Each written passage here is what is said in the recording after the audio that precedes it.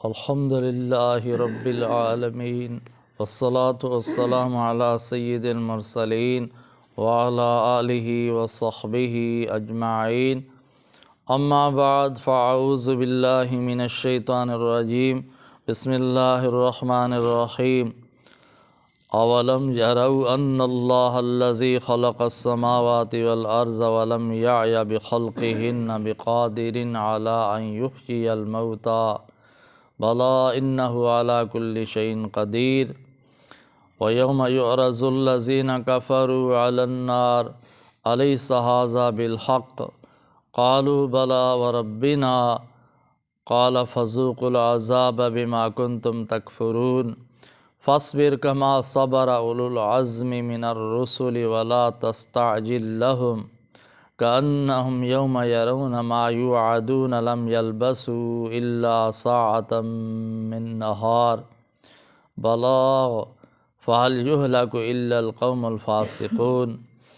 صدق الله العظيم وصدق رسوله النبي الكريم ونحن على ذلك من الشاهدين والشاكرين والحمد لله رب العالمين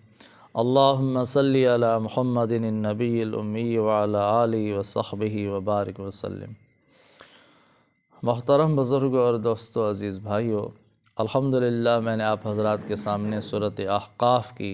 آخری چند آیات کریمہ تلاوت کی ہیں۔ اللہ رب العالمین نے ان آیات کریمہ میں اپنی قدرت کے دلائل بیان فرمائے ہیں، اور اللہ تعالیٰ نے ارشاد فرمایا ہے اولم یروا ان اللہ الذی خلق السماوات والارض، فرمایا کیا ان کافروں نے یہ نہیں دیکھا، ان کو یہ بات سمجھ نہیں آتی کہ اللہ وہ ذات ہے جس نے آسمانوں کو پیدا فرمایا اور زمین کو پیدا فرمایا۔ انسان کو ایک دفعہ پیدا کر کے موت دے کر دوبارہ زندہ کرنا اللہ تعالیٰ کے لیے کیا مشکل ہے، یہ تو سمجھ نہیں رہے۔ اتنی بڑی بڑی مخلوقات اللہ تعالیٰ نے بغیر نقشے کے، بغیر وجود کے پیدا فرما دی ہے، تو انسان کو دوبارہ پیدا کرنا اللہ کے لیے کوئی مشکل نہیں ہے۔ فرمایا کہ اللہ نے 7 آسمان پیدا فرمائے، زمین پیدا فرمائی، وَلَمْ يَعْيَ بِخَلْقِهِنَّ، اور اللہ تعالیٰ نے ان کو پیدا فرمایا۔ پیدا کرنے کے بعد اللہ کو کوئی تھکاوٹ نہیں ہوئی، کوئی تھکن نہیں محسوس ہوئی کہ اللہ تعالیٰ ان بڑے بڑے آسمان پیدا کر کے زمین پیدا فرما کر تھک گئے، کوئی تھکن نہیں ہوئی اللہ تعالیٰ کو۔ بقادر علی ان یحیی الموتى، اس بات پر اللہ تعالیٰ پوری طرح قادر ہیں کہ مردوں کو دوبارہ زندہ فرما دیں۔ بلا انہ علی کل شیء قدیر، کیوں نہیں قدرت، بلکہ اللہ تعالیٰ تو ہر چیز پر قدرت رکھتا ہے، ہر چیز پر پوری طرح قادر ہے، اس لیے اللہ تعالیٰ کے لیے کوئی مشکل نہیں ہے۔ وَيَوْمَ يُعْرَضُ الَّذِينَ كَفَرُوا عَلَى النَّارِ، اور جس دن کافر لوگوں کو جہنم کے سامنے پیش کیا جائے گا، الیس ھذا بالحق، اور کافروں سے کہا جائے گا کہ کیا یہ قیامت، یہ دوزخ، جہنم کی آگ، یہ سچ نہیں ہے؟ قالوا بلا وربنا، تو وہ کافر جواب دیں گے کہ کیوں نہیں، ہمیں اپنے رب کی قسم یہ تو واقعی سچ ہے۔ جب کافر لوگ جہنم کو اپنی آنکھوں سے دیکھ لیں گے، پھر ان کو کہا جائے گا کہ آپ جو جہنم کا انکار کرتے تھے کہ کوئی قیامت نہیں، کوئی آخرت نہیں، کوئی جہنم نہیں، تو اب بتاؤ کہ وہ خبر سچی تھی کہ جھوٹی تھی؟ تو اس وقت تو کافر اپنے پروردگار کی قسمیں اٹھائیں دیں کہ ہمیں اپنے رب کی قسم یہ تو واقعی سچ ہے، یہ خبر سچی تھی، ہم نے غلطی کی، اس کا انکار کیا۔ لیکن اس وقت کا ماننا، تسلیم کرنا، وہ تو دیکھ کر ماننا کیا ایمان ہے، وہ قابل اعتبار نہیں ہے، اس کا کوئی فائدہ نہیں ہے۔ قال فذوقوا العذاب، اللہ تعالیٰ فرمائیں گے کہ اب چکھو جہنم کا عذاب۔ جہنم کے عذاب کے مزے چکھو اب، بما کنتم تکفرون، کفر کے بدلے میں جو تم نے کفر کیا ہے،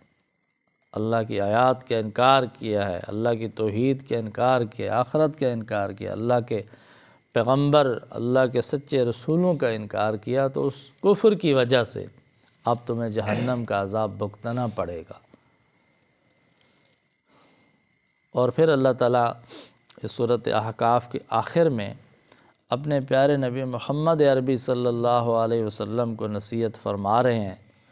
اور آپ صلی اللہ علیہ وسلم کے اوصاف بیان فرما رہے ہیں۔ اللہ تعالیٰ فرماتے ہیں فاصبر کما صبر اولو العزم من الرسل، اے میرے محبوب پیغمبر صلی اللہ علیہ وسلم،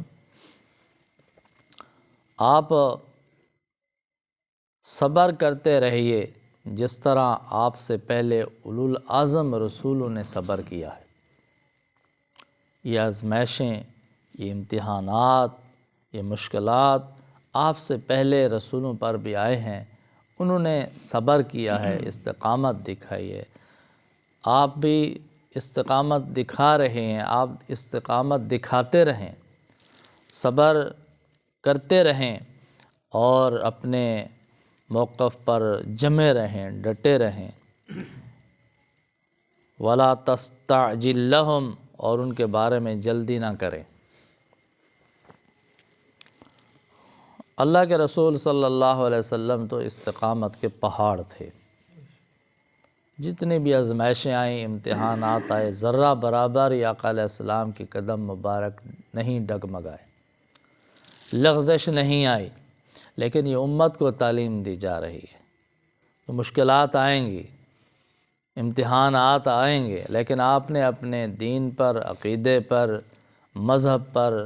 اسلام پر ڈٹا رہنا ہے، جمع رہنا ہے، ذرہ برابر بھی لغزش نہ آئے، کمزوری نہ آئے، استقامت دکھانی ہے امت نے۔ اور دوسرا جملہ اللہ تعالیٰ نے ارشاد فرمایا وَلَا تَسْتَعْجِلْ لَهُمْ، اے میرے محبوب پیغمبر صلی اللہ علیہ وسلم، آپ ان کے بارے میں جلدی نہ کریں۔ كَأَنَّهُمْ يَوْمَ يَرَوْنَ مَا يُوعَدُونَ لَمْ يَلْبَثُوا إِلَّا سَاعَةً مِّن نَّهَارٍ، کہ یہ لوگ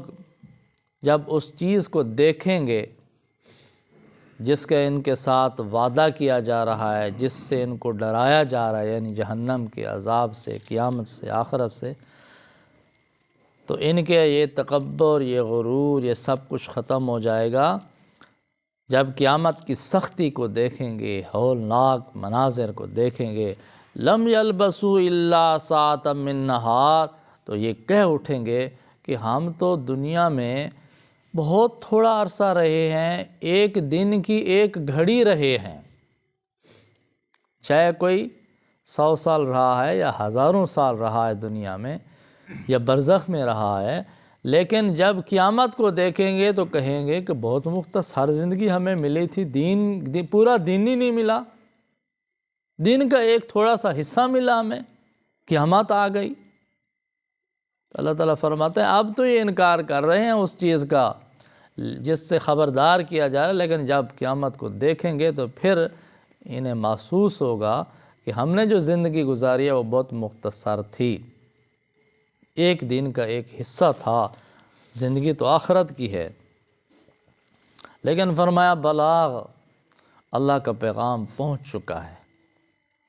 اللہ کے پیغام میں کوئی کمی نہیں تھی، فصاحت کے ساتھ، بلاغت کے ساتھ، حکمت کے ساتھ، بصیرت کے ساتھ اللہ کا پیغام، اللہ کا قرآن پہنچ گیا۔ یہ اللہ کا قرآن، اللہ کا پیغام ہے۔ فَلْيُهْلَكُ إِلَّا الْقَوْمُ الْفَاسِقُونَ، فرمایا کہ